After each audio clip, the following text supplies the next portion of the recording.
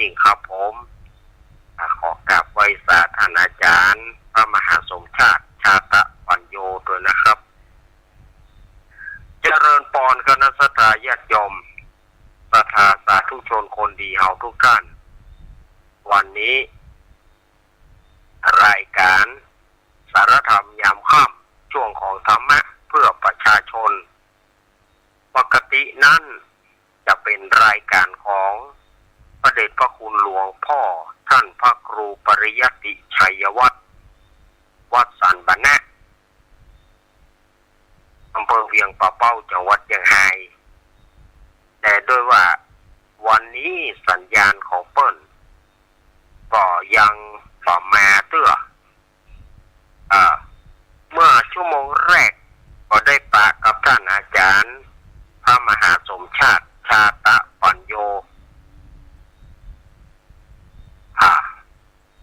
พระมหาสมชาติชาตะปัญโยเปิ้ลก็ได้จัดไปชั่วโมงแรกแล้วก็อาตมาเกิงหลัง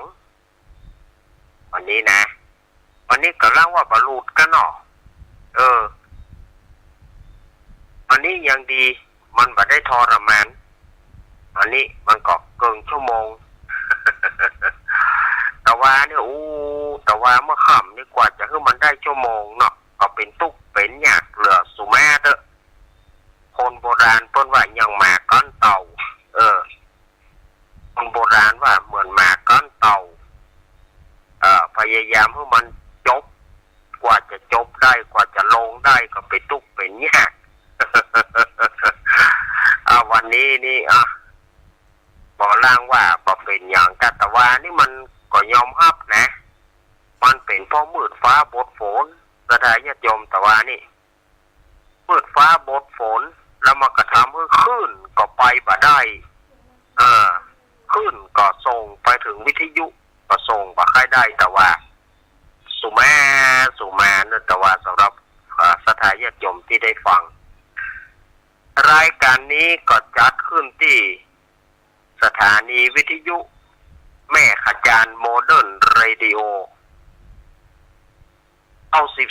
14.5 เมกะเฮิรตซ์อำเภอเวียงป่าเป้าจังหวัดเชียงรายโดยการถวายเวลาของพ่อน้อยสุวรรณแม่อนงพรหมินทร์สถานีวิทยุคลื่นพระพุทธศาสนาการศึกษาและวัฒนธรรม 104.50 วัดฝ่ายหินตำบลสุเทพอำเภอเมืองจังหวัดเชียงใหม่โดยเมตตาธรรมของท่านอาจารย์ท่านพระครูสมุวิสุวัฒน์วรกิจโจและกับสถานีวิทยุของวิทยาลัยสงฆ์จังหวัดลำปางวัดปุญญวาสวิหาร106.50 ภาคค่ำนี่นะเพราะว่าห้วยตองซับนี่เปิ้นทับสัญญาณชั่วโมงเดียว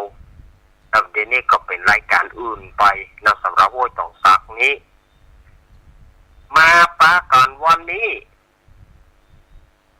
เป็นวันศุกร์ที่13กันยายน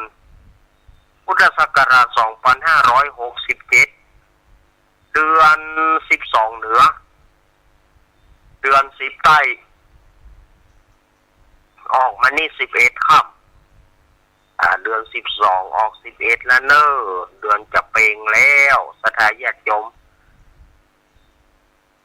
ละอ่อนวัยรุ่นละอ่อนมาถามอาตมาว่าท่านอาจารย์ครับเดือนเปงหมายถึงอะไรอย่างเดือนเปงก็คือพระจันทร์เต็มดวงนั่นน่ะลูกเอ๋ยคำว่าเปงก็คือเป็นว่าเดือนเพ็ญจันทร์เพ็ญวันเพ็ญที่เขาเอามาตั้งไปชื่อลูกด้วยนะลูกเกิดเดือนเปงตะพ่องก็ใส่ชื่อแบบเมืองเลยอีจันเปง อีจันเปงพ่องก็ใส่ไปงามหน่อยจันเพน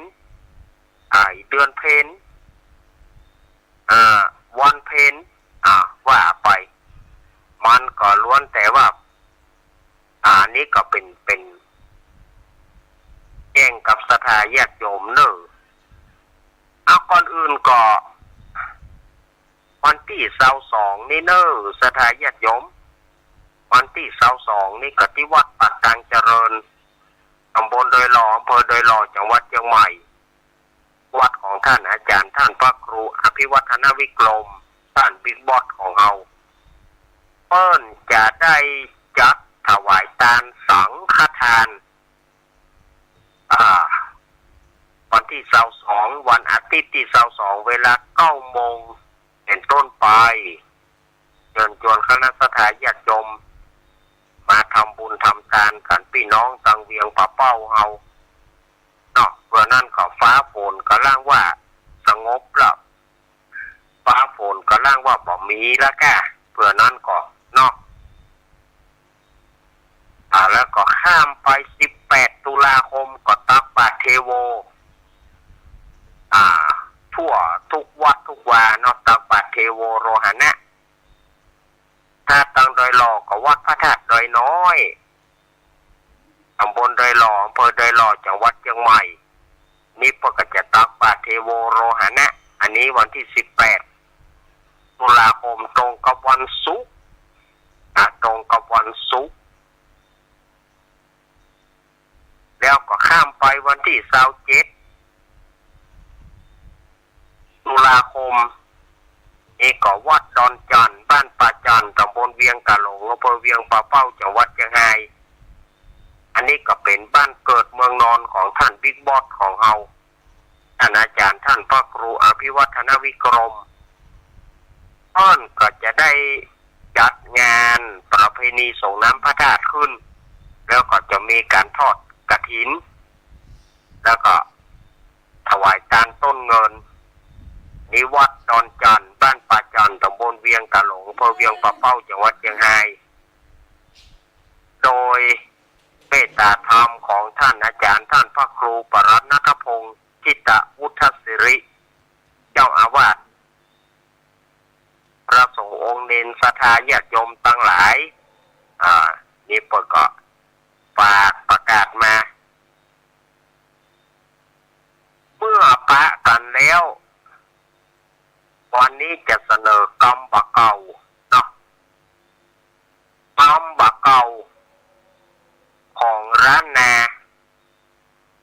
เปิ้นว่าคนบะกินพักย่างบะมีเหยื่อต้องคนบะฮักพี่ฮักน้องยากนักจักเป็นดีคนบะกินพักบะมีเหยื่อต้องเพราะว่า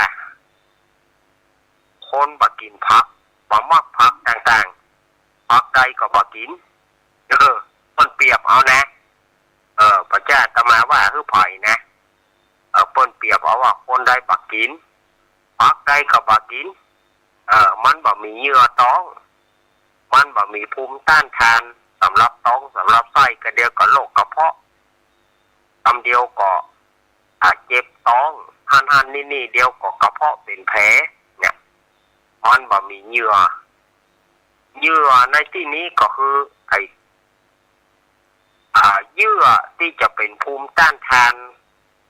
บ่เฮือได้เจ็บท้องบ่เฮือได้กัดท้องบ่เฮือได้เป็นกระเพาะบางคนบักกินผักบักกินไม้ยอมผักใดก็บักกินสักอย่างมันบ่มีเหยื่อท้องการกินอย่างไปกินอย่างไปเดี๋ยวก็เจ็บท้องละเดี๋ยวก็กระเพาะเป็นแผลง่ายๆมันบ่มีเยื่อหุ้ม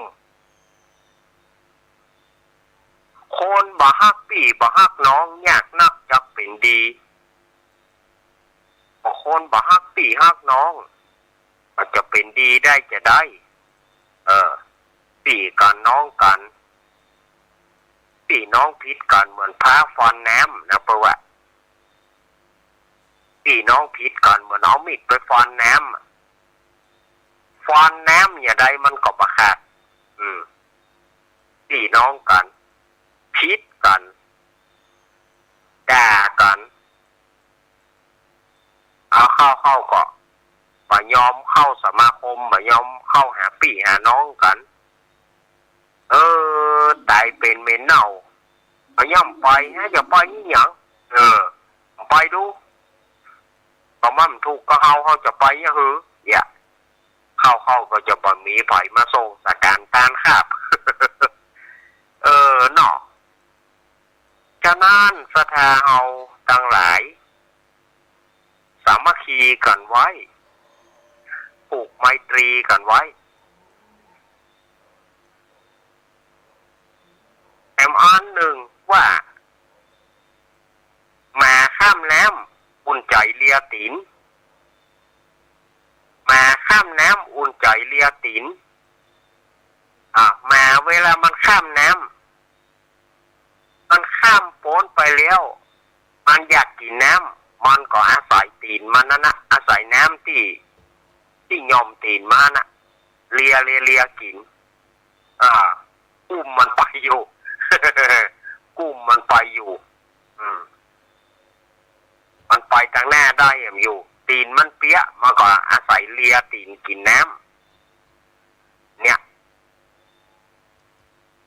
แถมอันหนึ่งเพิ่นบอกว่าข้ามน้ำหลายตามาเข้าไว้หลายเมืองข้ามน้ำหลายตา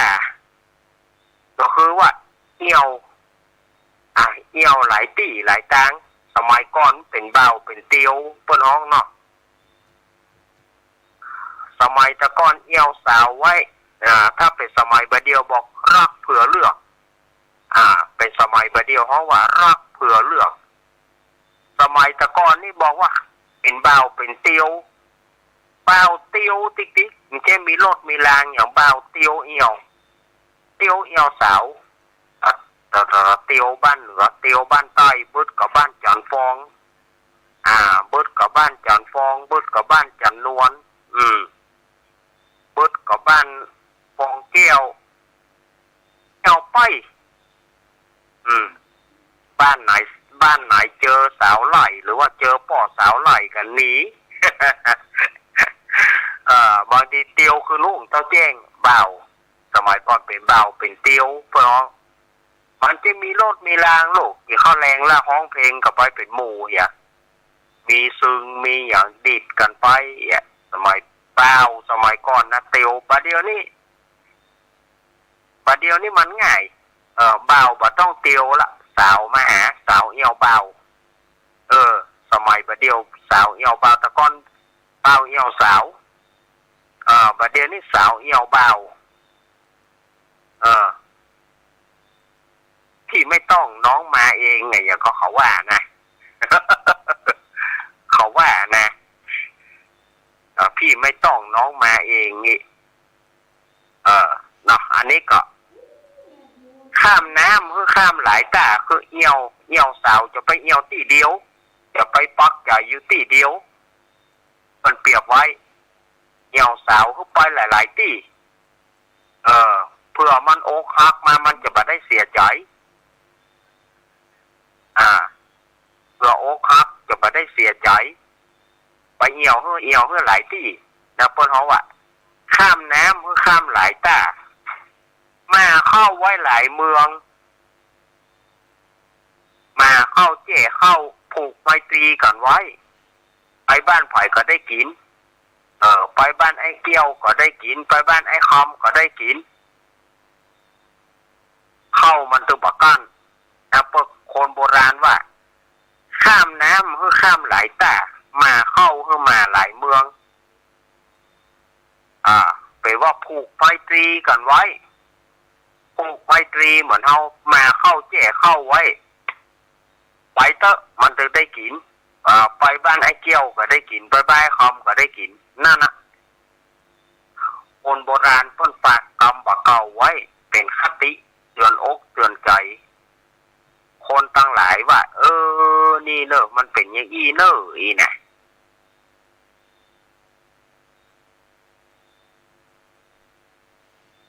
นี่เป็นกรรมบ่เก่าที่ต้นฝากเอาไว้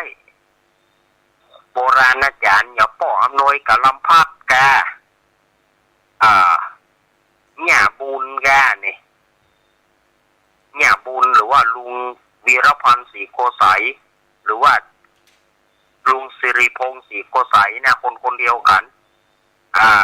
หญ้าบูนเนี่ยสมัยแต่ก่อนถ้ามีรายการหญ้าบูนขึ้นมาโอ้คนฟังกันปรึมกันนะวงสีสมเพชนี่หญ้าบูนเป็นตัวตลกวงสีสมเพชนี่สมัยก่อนถ้าหญ้าบูนไปประกอบตัวที่ไหนคนชอบ หญ้าบูน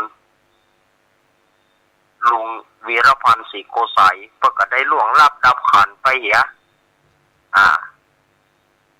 สมัยก่อนเพื่อจะไปกู้ท่องกันเราอู้กันแม่คำแปงแม่คำแปงศรีสุวรรณนี่แม่คำแปงนี่ก็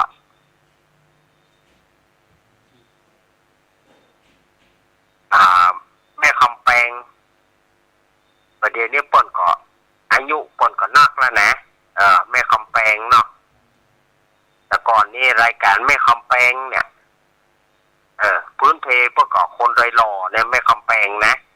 เดี๋ยวป่นไปอยู่ปุ่นป่าแดดยังใหม่พื้นเพเพื่อก่อไปคนโดยหล่อป่นเป็นน้องของพ่อเก๋าหรือว่าที่เขาฮ้องกันไอ้เก๋าแล้วนะป้อสุรินทร์นอคำแม่คำแปงนี่เป็นน้องเพื่อนหรอน้องป้อสุรินทร์นอคำนี่แล้วก็เขาได้กับไอ้เก๋าตัวน้อยกับไอ้เก๋าตัวใหญ่กับไอ้เก๋า นี่แต่ก่อนรายการต่างๆเนี่ยโอ้ยถ้าจดหมายเอาไปถึงถ้าเพิ่นอ่านจดหมายเมื่อใดม่วนเมื่อนั้นหมู่นี้นะหญ้าบูนเขาจัดรายการ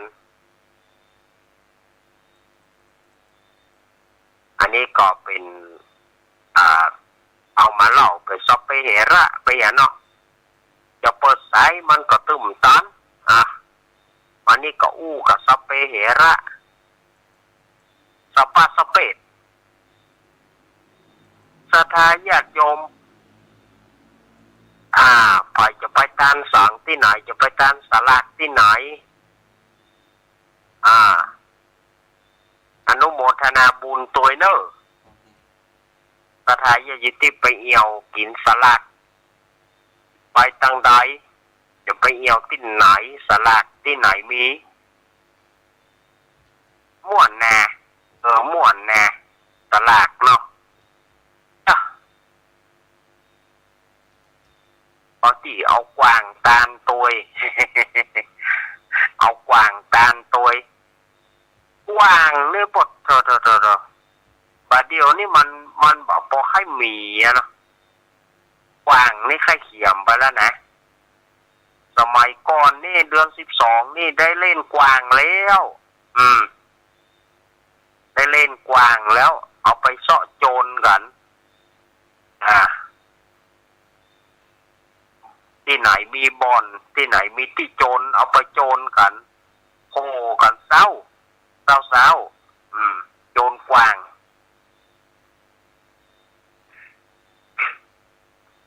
วิธีการโจรกวางนี่มาก็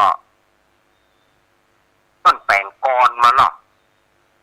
ต้นแปลงกรมันแล้วก็เอาตัวแม่อูดหรือว่าบางที่ก็ห้องแมงอีลุ่มปางอีลุ่มหรือแม่อูดนะเอาไปใส่ในเอาไปใส่ในออฟล็อบก่อนนั่นถ้าถึงเวลาก็เอามาจีดังคนกำเอามาจีดังตัวนั้นหน่อยจีดังตัวนั้นหน่อยที่นี่มันกัดมันน่ะมันหอมกินตัวแม่มาหอมกินอีลุ่มนี่นะแม่อูดนี่นะมันก็โจรกันเพื่อจะลู่เพื่อจะลู่ความเป็นใหญ่เพื่อจะได้อีอูดเพื่อจะได้กวางแม่อูดตัวนั้นนะ เขาไปเหี้ยล้ำไปนะมันสมัยก่อนนี่การโจรกวางก็ตึงเปิ่นตึงตัวเนาะอาตมาก็คนหนึ่งนะเมื่อเป็นเจ้าบ้านนะบัดเจ้าว่าเมื่อเป็นเจ้าบ้านนี่เฮาก็ไปเหมือนกันเรื่องกวาง นี่เขาแรงแล้วไปแล้วแบกเอากวางไปแล้วบ่อนหั่นเนี่ยนะไปโหไปตีลูกมาเมื่อเจ้าเสียงป้อมหมีกวางป่อด่าหัวเหงาใบเหงาบอดปะป่อด่าหัวเหงาใบเหงาบอดโดนกวางกวางป้อมมีเสียง มันม่วนนะแต่ก่อนนั้นแบบใจเหมือนบะเดียวโอ้ใส่สตางค์กันก็ได้25 ตังค์ใส่สตางค์คน25 ตังค์กวางตัวได้ชนะเขามาลู่ซื้อ100 บาทนี่ใครก็กวางตัวได้กันปุ่นอะเจ้าหมูตะมาเนี่ยกวางตัวได้กันมันเลี้ยงไปเต่ากล้วยทอดเอาไปจีกวางตัวได้กวางตัวได้ชนะกวางตัวนั้นได้ขายกวางตัวได้แบบเดียวเต่ากล้วยทอด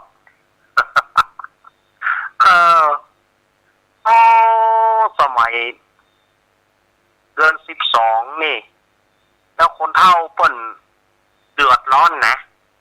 คนเฒ่าจะไปเอามันจีอายุมันสั้นจะไปเงี้ยให้มันคนเฒ่าจังด่าจะไปเอาจีเนอะอายุมันสั้นนะบ่เมินมันอยู่ได้เดือนเดียวถ้านะกวางนี่มันอยู่ได้เดือนเดียวมันจะตายแล้วพอออกภาษาปุ๊บเปิ้นบอกคือปล่อยกวางมดคนเฒ่าออกภาษาวันนั้นปล่อยกวางเนอะจะเปล่ามันไว้จะไปมัดมันไว้ปล่อยมันเหียเอาปล่อยได้เหมือนนะเราไปสังเกตต่อแปลว่ามันไปตายทอนบอลแทนแบนสดายญาติโยมมันตายแท้นะตายทอนบอลแทนแบนเปิ้นคนเฒ่าว่าคือปล่อยแต่รู้แต่คนเฒ่าเปิ้นถึงออกภาษาแล้วปล่อยกวางเหียจะไปเอามันไว้จะไปเลี้ยงไว้จับสักตัวมันก็บ่ไปนี่จับสักตัวเขาปล่อยแล้วบ่มัดแล้วมันก็บ่ไปนะบางตัวอยู่ก็เฮาตายก็เฮานะเอาใบหยางขึ้นมานะมันบ่ไปก็เปลี่ยนอ้อยขึ้นมันเนี่ยเขาว่าย่ำบ่ปล่อยไปเหียก็มันไป มันไปเมื่อมันไปก็ปล่อยมันอยู่ฮะแกมันไปก็ปล่อยมันอยู่ฮะนะเอาละสถาญาติโยมเหยมาถึงตั้นนี่เวลาอาตมาก็หมดพอดีขอขอบคุณพ่อน้อยสุวรรณแม่อนงพรหมมินทร์ขอขอบคุณท่านอาจารย์ท่านพระครูสมุวิสุวัฒน์วรกิจโจขอบคุณดีเจเอ็มเนาะดีเจน็อตที่วัดบุญยวาสวิหารนะดีเจน็อตท่านดร.จิรศักดิ์ปันลำดีเจน็อตแล้วก็ขอบคุณเจเนอะเจเด้อดีเจน็อตที่ได้เปิดคือฟังที่ได้เปิดวิทยุที่ได้เชื่อมสัญญาณนี่นะในล็อกในล็อกวันนี้อาตมาภาพผู้ผิดพลาดประการไหนขอสุมาอภัยบ่ได้เปิดสายเพราะเวลามันน้อยเมื่อเวลามันน้อยอาตมาก็จะขอนำรายการไปอำลาสถาญาติโยมไปก่อนเมื่อจบรายการอาตมาภาพก็ปะกับหลวงพ่อพระเดชพระคุณหลวงพ่อท่านพระครูสุจิตตานุรักษ์ด็อกเตอร์เจ้าอาวาสวัดน้ำบ่อสาวาพระบาทอุดมน้ำบ่อสาวาตำบลเวียงอำเภอฝางจังหวัดเชียงใหม่เดี๋ยวเปิ้นจะมาฮื้อน้ำมนต์เดี๋ยวเปิ้นจะมาฮื้อน้ำมนต์สถาญาติโยมตั้งจิตตั้งใจฟังหลวงพ่อขอน้ำมนต์จากหลวงพ่อฮื้อดีเดี๋ยวหลวงพ่อก็จะเจริญพุทธมนต์เอาน้ำมนต์ฮื้อสถาญาติโยมอาตมาลาไปก่อนจัตตารโอธรรมวัฏันติอายุวันโนสุขังพลัง